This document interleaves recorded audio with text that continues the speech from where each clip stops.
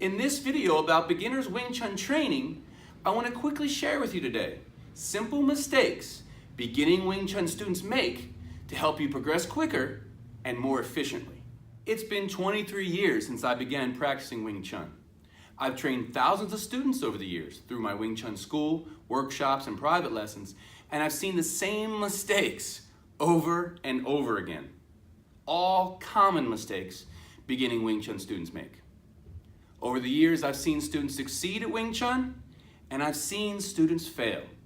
I've come to learn that there are certain things Wing Chun beginners must do right in order to progress, but there are also many things they must avoid.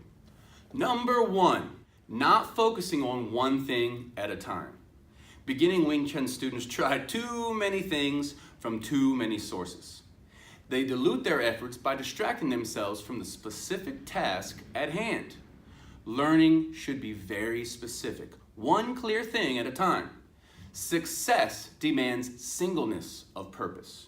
You need to be doing fewer things for more effect instead of doing more things. Those students who trust in the process and concentrate on learning one thing at a time are the ones who guarantee progress. Number two, not practicing at home. If you're a beginning Wing Chun student and think this is simply a class you will take, you're missing the entire point of Wing Chun. You don't learn Wing Chun, you become Wing Chun. Wing Chun has the power to make you do things others can only dream about. You must decide to become obsessed with it. This is how it flows into everything you do. Practicing at home is just one of those things. When Wing Chun becomes an obsession, you are then living the Kung Fu life. Practicing is no longer something you have to do. It's something that you get to do that helps you feel right.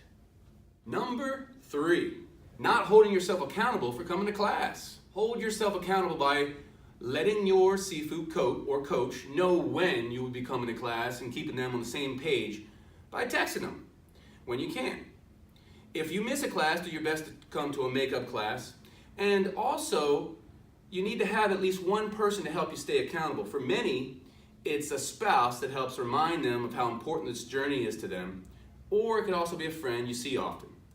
Some get a friend to start Wing Chun shortly after them so they can hold each other accountable. Stop trying to do this all by yourself. Do what successful Wing Chun students do and surround yourself with a team that will hold you accountable. Number four, going too fast and too hard. Beginning Wing Chun students often think going fast and hard will help them apply quicker. But Wing Chun is about development of higher levels of awareness. Application is simply a byproduct of developing a feeling in your mind, body, and nervous system of what success means. Whether it's in sparring, chi-sao drills, or beginning the wooden dummy, this means developing the feeling of positions of power, not participating in the struggling force of others and developing the ability to calm yourself under pressure. Going too fast and hard is just one example of not accepting that true application will never come before true development. Number five, being too mechanical. When you are learning something new, it's not going to be fluid. It's going to be awkward. It takes training. To get fluid requires repetition. You don't want to be rigid and robotic. Being good at Wing Chun takes practice, drilling, and you need to role play scenarios. Beginners must be willing to practice enough in order to free themselves from this rigidity. To become truly good in Wing Chun, you have to know the art. The lack of commitment to Wing Chun is the biggest missing ingredient in students getting what they want. You must develop true skills through hard work because you are not born with it. Subscribe to my channel and you'll get all these Wing Chun lessons that I'm bringing to you free. Right there. Go ahead. Subscribe.